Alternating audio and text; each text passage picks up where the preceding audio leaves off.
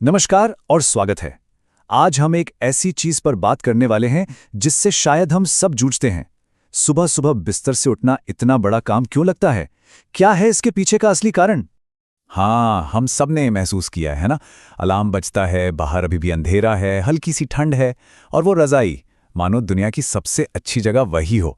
पर सवाल ये है कि क्या ये सिर्फ आलस है, या सिर्फ ठंड का बहाना, या फिर बात कुछ और है, कुछ ज्यादा गहरी। तो चलिए इस गुत्थी को सुलझाने की कोशिश करते हैं। समस्या बहुत सीधी सी है कि किसी के लिए भी सुबह उठना, वो भी ठंड के मौसम में, लगभग नामुमकिन सा हो जाता है। और ये कोई एक इंसान की कहानी नहीं है, ये तो एक ऐसी लड़ाई है जो हर सुबह दुनिया भर में न जाने कितने लोग लड़ते हैं। और होता क्या है, हम सब इसके लिए बड़े आसान से बहाने बना लेते हैं। अरे बाहर बहुत ठंड है, या बस 5 मिनट और, थोड़ी सी नींद और चाहिए।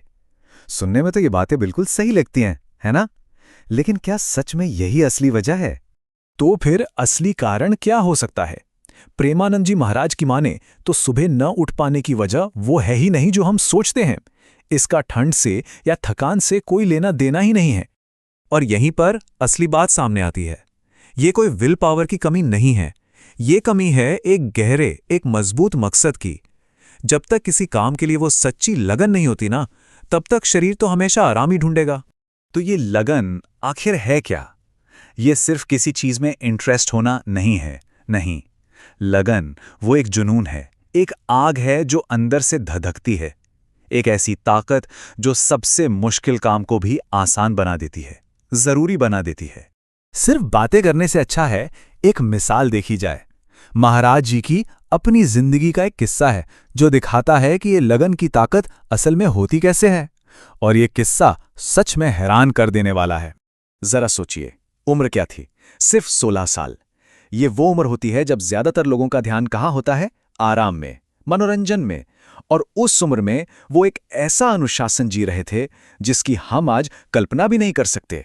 रोज सुबह 2 बजे उठना, ये सिर्फ जल्दी उठना नहीं है, ये एक जबरदस्त कमिटमेंट है।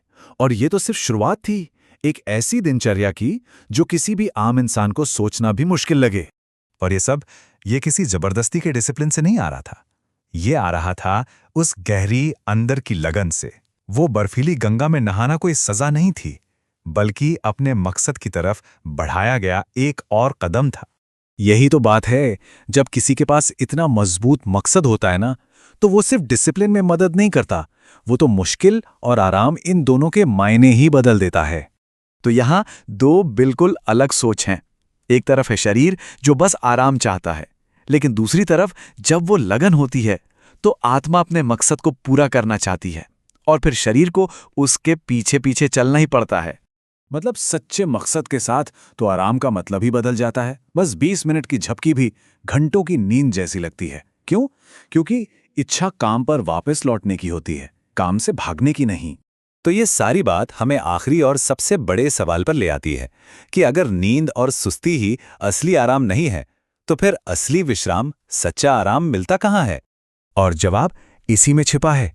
सच्चा आराम काम से भागने में नहीं, बल्कि अपने सबसे बड़े मकसद को पूरा करने में मिलता है। तो अगली बार जब अलार्म बजे तो शायद सवाल ये नहीं होना चाहिए कि क्या मैं थका हुआ हूं, बल्कि ये होना चाहिए कि मेरी लगन क्या है।